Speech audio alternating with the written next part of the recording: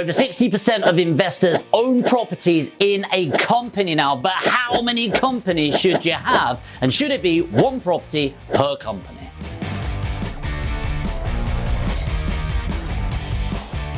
As I said, 60% of property investors now own their property in a limited company, but actually that figure's kind of skewed. I'm finding around 90% of new investors I'm working with are in limited companies, and one of the big motivators was Section 24, which come into play around 5 years plus ago now, where essentially no longer is the mortgage interest rate tax deductible when it's in your personal name. And actually, today's video is sponsored by GetGround. I want to say a massive thank you to the team there. Now, it is important to know that I myself am not a financial advisor, so please don't take anything as advice. It's just my opinion. So there's several benefits to actually owning properties in a limited company. There's also tax benefits. You could get dividend drawdown, dividend relief, and the structure of moving properties around. So say you want to actually buy a property with a few of your friends, doing that in your personal name, very difficult. Whereas doing it in a limited company, you can own different shares in that, and it makes it so much more simple. So whilst I don't know your personal situation, almost every single individual I know benefits from owning a property in a limited company. But it is important to get a great accountant that can actually advise you. And the reason I love GetGround is not only are they great accountants, they're up-to-date property investors, they understand structures better than most people I've met, and they're really, really cost effective because they're also automated, which means they're relying on software as well as human specialism. So if you want to click the link below, you can get in touch with them to service all of your accounting needs. Typically what you do within property is you get something called an SPV. Now, an SPV is a special purpose vehicle. It's kind of a fancy name for a company. It's a limited company, but with a specific purpose. Now, each one of these limited companies or SPVs, they have their own SIC code, which is Standard Industry Classification Code, so a SIC code. And then the reason for this, so for example, you might have 68100, which is the buying and selling of real estate, or you might have 68310, which is property investment and management. All it is really is it's an indication for people to understand what it is that you actually do, and it's a requirement for mortgage lenders to look at you, go, have you got the right SIC code? Will we lend to you as an investor to help build your portfolio? And then what happens is you don't actually own the property, the company owns the properties. Now, you can have unlimited properties in each one of these SPVs or special purpose vehicles or limited companies, and then you as an individual own the company. So you own the company and then the company owns the properties. This has a lot of benefits to it. Number one, it actually lowers the risk of things going wrong. And the reason for that is it's isolated within this corporate structure or this special purpose vehicle. Now, worth noting that mortgage lenders, even though they are loaning the money to the company, not you, they will often ask for what is known as a PG, which is a personal guarantee. And the idea of this is because what they don't want to do is lend all of the cash to these individuals, and then you as an individual decide to run away from the bank and keep the money in your pocket. So not only does it decrease the risk, it actually has a lot of benefits within flexibility.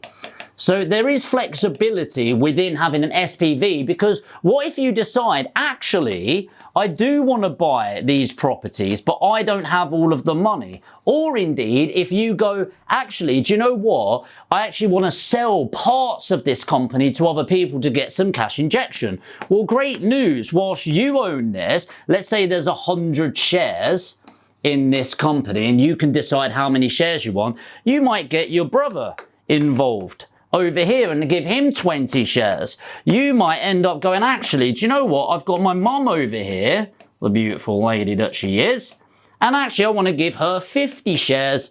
And let's say there's, I don't know, other individuals involved and you want to give them 9 shares. And then let's say there's Alex, my media manager, the tiny little man that he is, and we give him 1 share because he's a charity case and we love him that much. So what you can do is you can divvy that up in an effective way, in a flexible way, that means that the tax situation happens within the company, and then each one of these individuals can have their dividends going out to them, and then they can pay their mitigated tax liability based on each of their own personal situations. Now, a cool structure that you can look at, because what does come complicated is when you own a lot of different companies. Now, if you are successfully building a portfolio, you're likely to use OPM, other people's money. So let's say you've got investor number 1, let's call him Alex over here, and you've got another investor here, and let's say that is Dave, and then you've got another investor here, who apparently has no arms, and let's say that's Sarah. Each of these invest, you're probably going to want to own a separate company. There's a variety of reasons that you do this. And actually, myself and my business partner, Dan, we've got a lot of limited companies right now. And actually, it just becomes a bit of a ball ache. It's like, where's the mortgage coming for that one? When's the rent coming for that one? Does this happen? What about the management? What's the cost implication of this?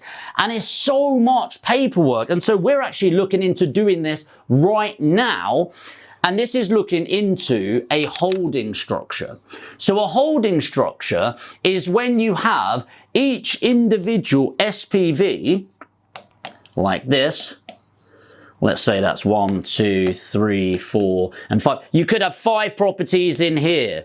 You could have 1 in here. You could have 10 in there and 17 in there. It doesn't really matter how many properties are in each. What happens is you have a holding company that has it all. The share allocation is done at holding level. Let me explain what that means in a second. And then each one of these is owned 100% by the holding company. What this does is it simplifies all of your accounts because each individual company does its own bookkeeping, all of the profits kept there, but then all of the money flows upwards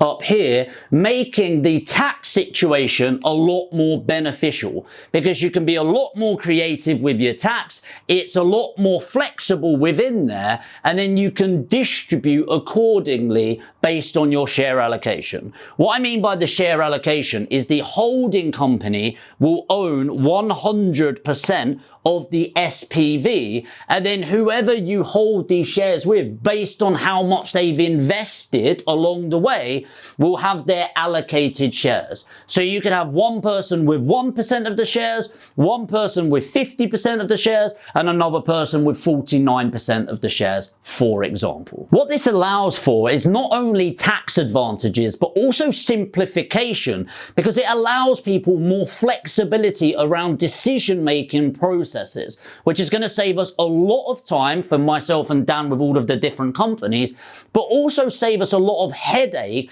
and complexity that just isn't needed when you're building your property portfolio.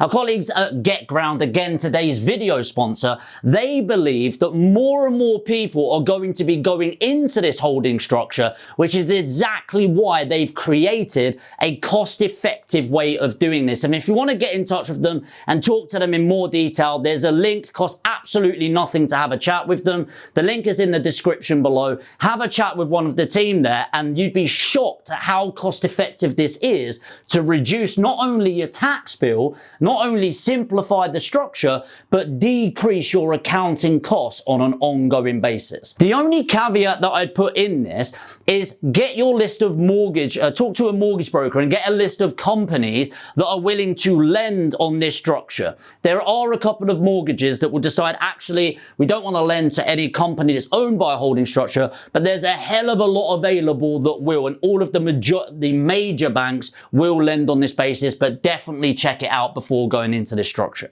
But that's just my opinion. Like I said, it's not financial advice. It's just what we're looking into doing personally, and that's all I can ever share on this channel for you. So let me know if you like the structure, let me know if you like the content, and let me know if there's anything I've not touched on below, and I'll try to reply to as many comments as possible. If you're new to property investing, this is definitely the channel for you. If you want to find out more, make sure to hit the subscribe and the notification bell. And of course, if you did get value, make sure to destroy the like button on the way to your next video.